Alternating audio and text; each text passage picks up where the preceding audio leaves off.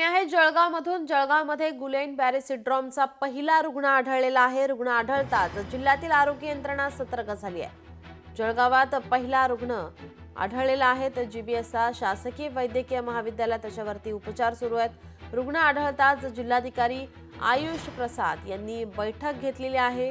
आता प्रशासन ॲक्शन मोडवर आलेला पाहायला मिळत आहे।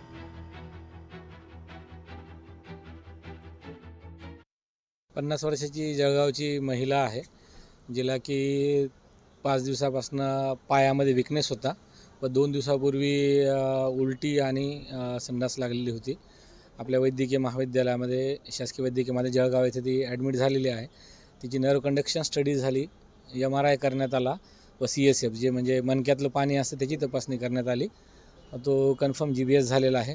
पेशंटला सस्पेक्ट असल्यामुळे आम्ही रात्रीच IVIG दिले, म्हणजे जे अँटीबॉडीज असतात त्या दिलेल्या आहेत आणि पेशंट स्टेबल आहे।